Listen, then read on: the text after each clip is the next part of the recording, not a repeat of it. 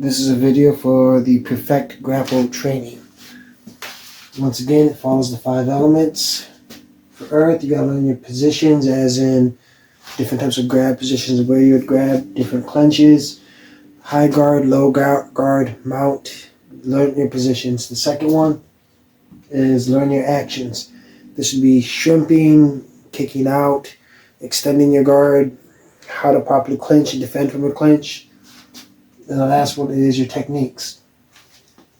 This would be your submissions, your takedowns, and your throws. Quick definition between the 3 of them is a submission, you hold them in one spot. Takedown would be a throw, and the last one would be, actually I got it wrong. It's submission, throw, and pin. A pin would be where you hold them in place so that someone else can come and help you. A submission is where you try to break something by hyperextending the arm, usually at the joints.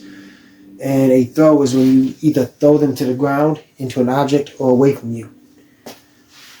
Learn them individually so you can do them fluently. I probably spelled that wrong. No, I did, right? Fluidly. And when you can do them without problem, hip throws without problems, submissions without problems, arm bars without problems, then you can go into training with fire, which is basically competition. The best method for this is a gauntlet. Now, there's different types of gauntlets and different rules.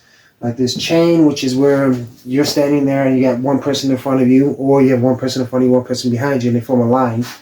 And there's chain, circle, swarm, formation, and then there's time, and then there's limits. The best one to do when you're first starting off would be a chain, which is basically you got 3 seconds. As you progress, we'll make it down to 1 second to throw this guy.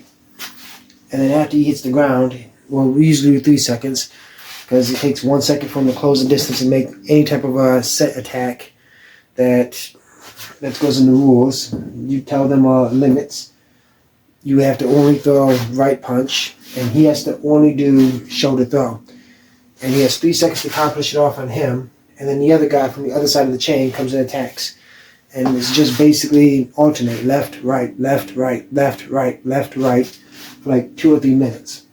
That's a chain, which either one person coming at you in one direction, or you have one line from here and one line of people from there. One line of people in front, or one from both ends. Circle is when everyone forms a circle around you, in which case they all have a number, like 1, 2, 3, 4, 5, 6, 7, 8, 9, 10. And the way it goes is, same thing, time attack challenge. You get 3 seconds to throw them, and then someone else in the circle attacks you. To make it harder, they run around in a circle around you, not just stand in the circle. One will run to the left, one will run to the right. They just circle around until they can get their chance for their opening. Next one is swarm, which basically means no time attack.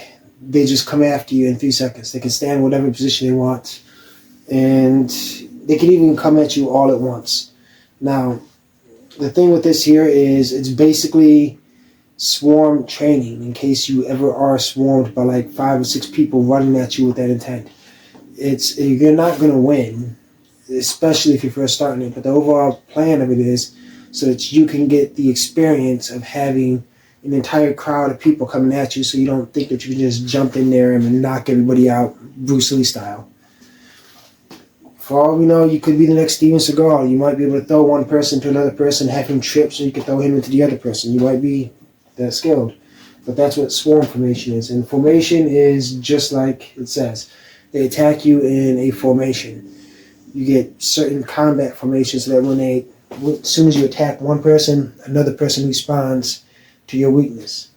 Now, as for rules, limits would be like you can only do this throw, or you can only do this throw on this side, or you can only do this attack while attacking him. Now, as things go on, eventually there will be no limits.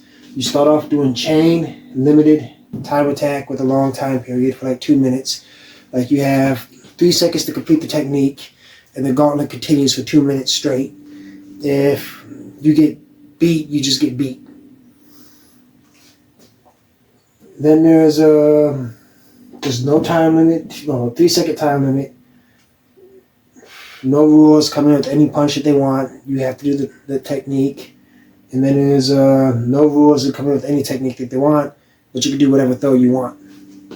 So you can do a shoulder throw, hip throw, leg sweep, high leg sweep, low leg sweep, inside, outside, whatever you like. And then wind is basically you get the spark. You can punch, you can kick, you can grapple, you can throw, you can do whatever you want. That is the wind part.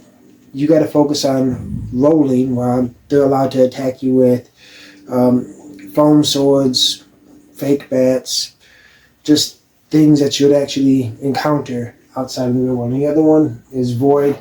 What is your place of practicing this outside of the dojo? But these are the steps needed for you to master grappling. Gauntlet would definitely be a staple in any grappling style.